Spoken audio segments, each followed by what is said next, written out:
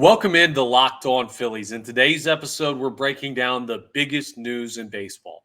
Over the weekend, Shohei Ohtani signed a monster contract to become the newest member of the Los Angeles Dodgers. How does this affect the Philadelphia Phillies? How does this affect baseball in general? How does this affect Shohei's legacy?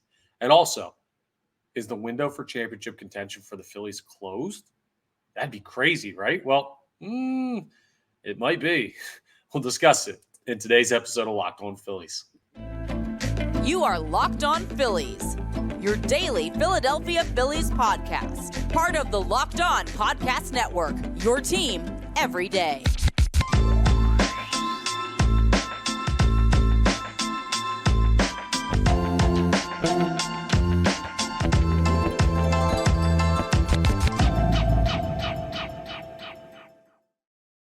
Yes, this is Locked On Phillies. I'm Connor Thomas, your host. Thank you so much for checking us out. We're part of the Locked On Podcast Network, your team every day.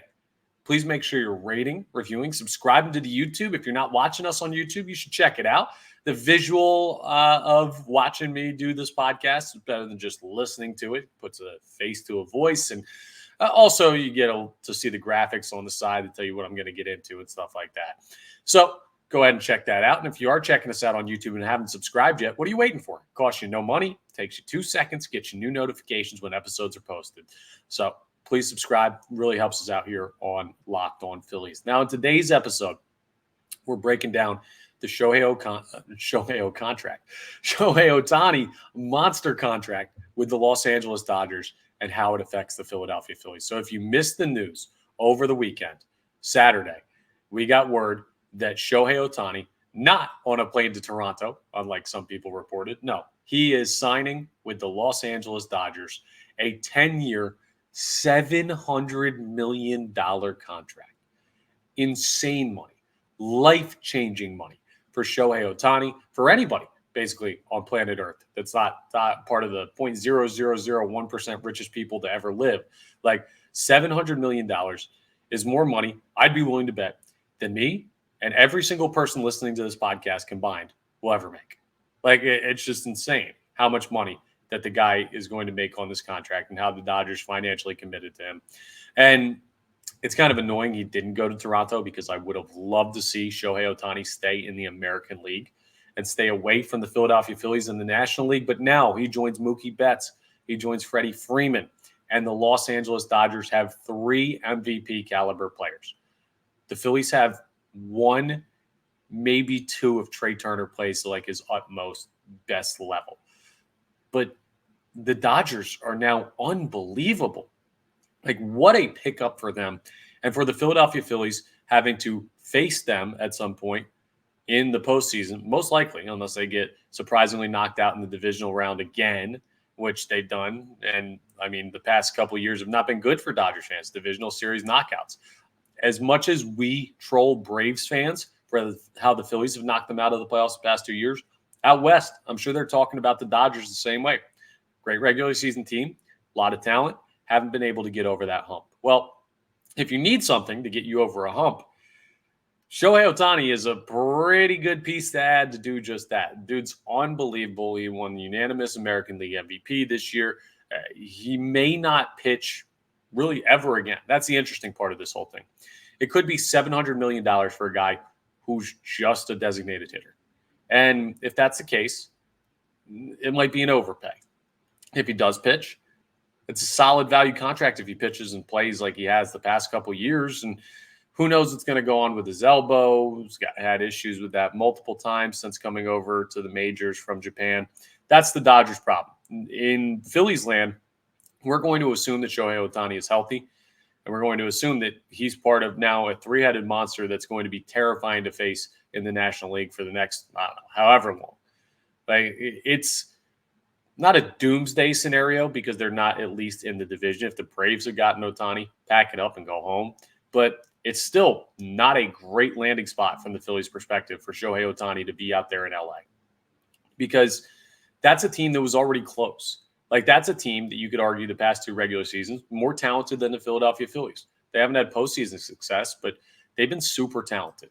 They've been in that stratosphere that the Braves have been in, at least 2 years ago, and for parts of this past year, they had a really hot stretch. But listen, the talent they have on that team now is absolutely insane. Later on in the episode, we're going to talk about if the Philadelphia Phillies championship contention window is closed.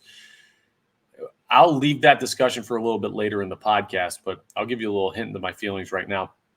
The road just got a lot tougher for the Philadelphia Phillies in the National League. I mean, there are teams in the American League that are scared of the Dodgers. And that's because they're afraid they're going to have to face them in the World Series and get smoked even if they get there. The Phillies, they've got a situation where now they have to face the juggernaut Braves, the juggernaut Dodgers, make it through everybody else without misstepping. There's probably going to be some random hot team that makes it in because there is every year. 2 years ago, it was the Phillies. This past year, obviously, it was the Diamondbacks. It just further complicates things in the National League. And it felt like there was beginning to be an opening for the Philadelphia Phillies to be a major, major contender in the National League for the next couple of years. Now, it's hard to say anybody's going to contend with that Dodgers team with Shohei, Mookie, Freddie over there. That's as good of a three-player combination as I've probably ever seen in my lifetime. Yes, I'm not saying since I've been alive, I can't think of three players combined that are quite that caliber. You have plus defense from Freddie Freeman and Mookie Betts. You have plus bats from all three, plus athleticism. Mookie Betts can fly. Shohei Ohtani can run. Like, Freddie Freeman's an athlete. They're so darn good over there. Now, in a 5 or 7 game series, who knows what's going to happen, right? You've seen crazier things happen, but it's hard to look at the Dodgers out west and say they're not the favorite to win the National League now. And the Braves are probably second. And the Phillies are dropping down the totem pole quickly. So does this change your feeling about the Phillies potentially running it back next year? I don't know that it can, because I don't know what the options are to improve the roster much further, but it makes you feel uncomfortable if you're Dave Dombrowski, if you're John Middleton, if you're Sam Fuld, the GM. Like, I'm sitting there now thinking the team we thought we were worried about, now there's another one. We're worried about the Braves. Now you're worried about the Dodgers, perhaps even more so than the Braves, even though they're not in your division. And you've got yourself an uphill battle to compete in the National League, at least deep into the playoffs. Ohtani's going to cause headaches for all the National League teams and really baseball in general. And the rest of that Dodgers lineup is too, for the next decade. Like, that is a daunting thought, and one that doesn't really make me feel great about the Philadelphia Phillies right now as we sit here. Now, can the Phillies still be a top 3 team in the National League? I firmly believe that. I think they're talented enough. I think they're going to make the right moves as the offseason continues. But there's no way to equal the acquisition of Shohei Ohtani. It's just not a possibility. And the Dodgers won the sweepstakes. So, man, I feel for a lot of teams out there that have to deal with the implications of this move. The Phillies are one of them, but maybe to like a lesser extent, maybe like 2 tiers down. The number one team I feel for is the Toronto Blue Jays, after a report saying that he was on a plane to Toronto and then he signs with the Dodgers like a day or 2 later. Ridiculous reporting. Needs to be better. But bottom line is the National League just got a lot tougher. The Dodgers just got a lot better. And Shohei has got himself an awful lot of money. Coming up next, we're going to have an interesting discussion about whether or not Shohei Ohtani, one of the more likable characters in all of baseball, maybe all of North American sports, becomes a villain because of this move. Well, there's an interesting thing he did with the contract that might make him just that. We'll discuss that coming up as we continue Locked On Phillies. First of all, I want to tell you about my friends over at FanDuel. You can score this NFL season with FanDuel, America's #1 sportsbook. Right now, new customers get $150 in bonus bets with any winning $5 moneyline bet. It's $150 if your team wins. It's simple. You just place $5 on the team of your choice. Little pro tip. Doesn't matter what the odds are, so I would look at a team that's heavily favored on the money line. Put $5 on them. You have a better chance of getting the $150 if your team wins. And if you've been thinking about joining FanDuel, that's just part of the reason why there's no better time to get in on the action. I mean, they've got so many bets And the interface is so easy to use. Think about all the things you could wager on: props, over-unders, parlays, money line, futures, anything like that. All kinds of different sports. FanDuel is the absolute best app to use for that. It's so easy. It's so many options. I mean, there's a reason why it's the official sportsbook of all these big entities, because they're the best. So visit FanDuel.com/lockedon, and you can make some money with the rest of the NFL season. FanDuel, official partner of the NFL. All right. Ohtani the villain. What exactly would cause that? Because he's such a likable guy. He was a free agent. He has his pick to go where he wants to go. Am I going to say he's a villain for taking $700 million? The things I would do for $700 million, my goodness, people would be calling me a lot worse than a villain if that was on the table. Like $700 million is almost like I cannot comprehend the amount of money that is. But let's look at this a couple ways. So the first way Shohei Ohtani might become a villain due to this is the fact that he picked the Dodgers. The Dodgers don't quite have the history of the Yankees, where there's always this stigma of they bought their championships, they buy their players, they just throw money at good players, they don't home grow anybody. The Dodgers don't quite have that reputation, but they are one of those teams that's always been contending. They're one of those teams that's one of the powerhouse organizations in the history of baseball. They've always kind of been around. It makes sense that they're the ones to pay him because they're one of the bigger market teams and they are willing to throw money at guys. And being West Coast, they attract Japanese players historically. I get all that. But the Dodgers are a team that's easy to hate. They're not one of the lovable loser teams like, I don't know, the Royals, the Twins, I'm trying to think, the Guardians, teams like that. They're just like, oh, man, those teams are just mired in mediocrity. If Shohei goes there to give them a boost, how could you root against him? No, this is the Dodgers. I can root against the Dodgers all day. They already kind of annoy me because of the history with the Phillies and the Dodgers, all the times I've seen them play in the postseason. But now, okay, I'm anti-Dodgers, so if Shohei goes there, that's already a tick in the wrong column. But he did something very interesting with his contract. So you remember I told you it was a $700 million 10-year deal? Well, Shohei Bonilla decided to defer a lot of his money, $680 million of it to be exact, to the end of the 10-year contract. So what does that mean?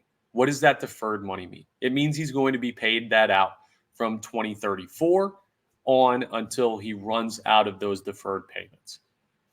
And if he's deferred $680 million, some quick math would tell you $700 million minus $280 million, okay, or $280 million, $700 million minus $680 million would leave you with $20 million. $20 million over 10 years would mean that Shohei Ohtani is set to make, against the luxury tax, $2 million each of the next 10 seasons.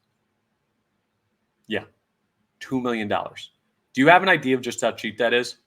Let me give you an idea, okay? Because I looked at the Philadelphia Phillies payroll, and that would slot Shohei Ohtani right in between the $1 million that Jake Cave is making and the $4.5 million in change that Seranthony Dominguez is making. Jake Cave is going to be making $1 million less dollars than Shohei Ohtani this next season. Like, that's like, come on. What are we doing here? That's unbelievable. And I get he wants to help the Dodgers out. Maybe he doesn't care. He wants to defer the money so he has it for life. It's that whole idea of, would you rather win the lottery lump sum or would you rather get like $10,000 a week for life or whatever the heck it is? You've seen those promotions before. But I'm not mad at him for the financials of it, right? Like, for him, it might make sense. For the organization, it definitely makes sense. But to cut them that good of a deal to the point where they can now go out and they could sign Yoshinobu Yamamoto, and they could be sitting pretty. They could sign Yamamoto and another guy. Like, they could throw so much money at Yamamoto. They could give him, I don't know, a $300 million deal over 10 years, and they would still be paying $32 million total for those two guys. Bryce Harper's making like 27 this year. Like, it's almost unfair. And to allow the Dodgers that much of an advantage, to take that much of deferred salary, it's just, it feels, I'm going to be honest, it feels like cheating. It's not cheating. I know it's not cheating. I know there's people going to be mad at me for saying that. I know it's fair. I know it's well within the rules established by the CBA. I know you can defer money. What are you supposed to say? The players can't push their money back. The precedent has already been set by players like Bobby Bonilla, who the Mets pay like $1 million or whatever every year in the middle of the summer. Like, that is a accepted part of baseball. What we haven't seen, though, is how it affects contracts of this magnitude, and how signing a player of that caliber and not having to pay him for 10 years, or not having to pay him much for 10 years, can totally change the competition level of the sport. Now, kudos to the Dodgers for being willing to shell out the money to do it. But for Shohei being almost more generous than he should be, and allowing all this money to be pushed back, like, it's crazy that not only did the Dodgers get so much better, but they basically took no cap hit on for it. Shohei Ohtani essentially said to the Dodgers, I'm going to play for you for free for the next 10 years. We're going to run it up and win 1 billion championships. And then you guys pay me the rest of the way when everybody forgets about how much money you're paying. Like, he might have just broke the setup of the National League and baseball in general. Now, he did it in a legal way, right? But the question is, does the new CBA have to have something in that a certain amount of deferred money, like there's a limit on deferred money? Do they need to change the dynamics of how the cap structure and the luxury tax works? I know they don't have a cap per se, but like the luxury tax acts as a soft cap. Can they try and retool that somehow? This is definitely going to be something that comes up in the next CBA arguments, because I have a feeling that the league is going to become super unbalanced.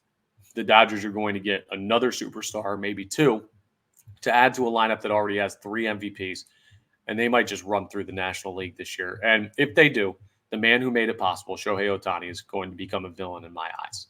He's going to be a guy very easy to root against. He's going to be a guy that killed every other team in the National League and maybe every other team in baseball's chance of truly competing. Everyone else is going to be a competitive disadvantage because of this deal. And I think that is going to be enough to turn the fans of baseball on Shohei Ohtani. Now, it won't lose the focus, because everybody loves to hate somebody. Think about Brady. Brady was a villain. Tom Brady was a villain for most of his career. And everyone still tuned in to watch because he was greatness. Shohei Ohtani is greatness, so people are going to tune in. But my goodness, is he really just changing the landscape of Major League Baseball with a pair of decisions. One, to sign with an already really good team in the Dodgers, and two, to sign and defer all that money, $680 million of it, pushed past the end of his contract time, so that he can allow more room under the luxury tax to sign more players. It's such a great deal for the Dodgers, such a terrible deal for everybody else. And the other conversation that's been going on too, that I want to get into, is whether or not this is fair with the amount of money. And there was a lot of discussions that I've had and seen about, this is the first time where it feels like, oh, you can't compete with this if you're a smaller market team. A lot of owners cry poor and say, I don't have the money to sign somebody. But at the end of the day, Bryce Harper's $330 million deal that he signed when he first joined the Phillies in free agency, there were many other teams that could have offered him that. Could have. Maybe didn't want to, but could have. In fact, most teams in baseball probably could have found a way to make that contract work. They chose not to. This is the first one where it's like $700 million over 10 years. How in the world is any team supposed to be able to financially handle that if you're not the Dodgers, if you're not the Yankees, if you're not the Mets, if you're not the Phillies, if you're not one of these teams in a huge, huge market? It's almost an owner making it unfair. And that's something that the salary cap in other sports is supposed to prevent. Something that baseball does not have, because it has not been a problem in the past. But with the size of these contracts, you wonder how this is going to change the financial part of the sport going forward. None of this good news for the Phillies, folks, and none of this from an NL fan's perspective makes life any easier. But coming up, we're going to have a frank discussion. Is the championship window closed for the Philadelphia Phillies with this Ohtani deal? We'll discuss as we wrap up Locked On Phillies. It's a bit of a bleak thought, right? Have the Phillies missed their only chance of winning a World Series in this era? right off the bat, my impression, I want to say no. Like, I lean towards no simply because in baseball, the playoffs are weird. Anything can happen. We've seen great teams lose all the time. The Phillies have been the catalyst of some of those upsets in the past couple of years. So, is the window closed? I can't say no. But can you see the Philadelphia Phillies getting to a place where they're going to have to, in the postseason, most likely, knock off both the Braves and the Dodgers in a postseason and find a way to the World Series after that and beat the team that comes out of the American League? It's such a tall task when you look at the team on paper. Now, you never know what's going to go on with injuries. You never know what's going to go on with production. Someone might have a down year. Even slump-proof Trey Turner proved that anyone's capable of a down year. So maybe there's stuff that will break the Phillies' way in some way, but the Dodgers went from a great team to an elite team. The Braves were already one of those elite level teams that just like should be a generational run for that franchise with the guys they have. You now have two guys who are unanimous MVPs this year in the same league in Ronald Acuna Jr. and Shohei Ohtani. And you've had two former MVPs joined by the most recent MVP with Freddie Freeman, Mookie Betts, Shohei Ohtani all out there. I believe Kershaw might have an MVP as well, but I think he's a free agent still. Anyway, not the point. The point is the championship contention window is not closed for the Phillies, but this move, you can't help but when you see this move, go back and think, man, it would have been great to win it this year. Man, it would have been great to win it last year and not have to worry about finding a championship in a world that includes Shohei Ohtani on the Dodgers and possibly more star players to come this offseason making their way for LA.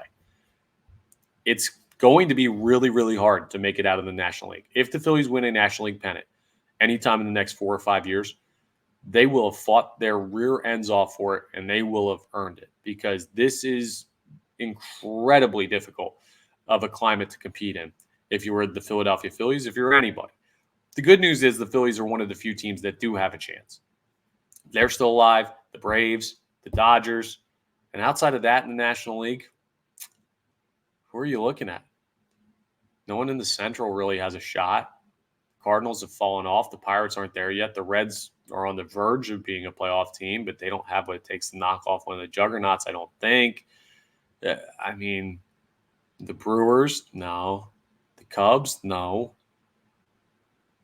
The Marlins, Nationals, take them out of the equation. The Mets rebuilding, take them out of the equation. The Padres are selling. The Diamondbacks are young. I know they had a nice postseason, but I don't know how they compete in their own division. The Rockies are no contest. I don't know, man. Like, I don't look at any of these teams and say, wow, you've got a real opportunity to really compete for an NL pennant besides the Phillies, the Braves, and the Dodgers. And the Phillies seem to be the significantly tertiary team in that lineup of three. The landscape has changed, folks. And the Phillies better hope that they play up to their potential this year because they're going to have to if they're going to compete with those top two teams in the National League. Baseball. Isn't it fun? The scope of the sport can change just like that. And the next thing you know, you're looking at another juggernaut team. Well, now we've got new offseason plans to try and figure out how the Phillies possibly compete, and maybe they become more aggressive. We'll discuss more of it as we continue our offseason programming. By the way, if you haven't noticed, no episode yesterday, which was Monday. Today is Tuesday. We've switched our offseason programming here on Locked On, which means 3 episodes a week. Before it was 5, 3 episodes a week because this is normally the quieter time of the season. So you'll still get 3 a week. We'll continue our player evaluations. Let me know in the comments who you want me to evaluate next, their 2023 season with the Philadelphia Phillies, and we'll continue that. And any big news, like the richest contract in the history of North American sports, we'll break in and do an episode on that as well. So that's all for Locked On Phillies. Thank you so much for checking us out. Part of the Locked On Podcast Network, your team every day. Appreciate it very much. Make sure you're rating, reviewing, subscribing to the YouTube, and I'll talk to you next time on the next episode of Locked On Phillies.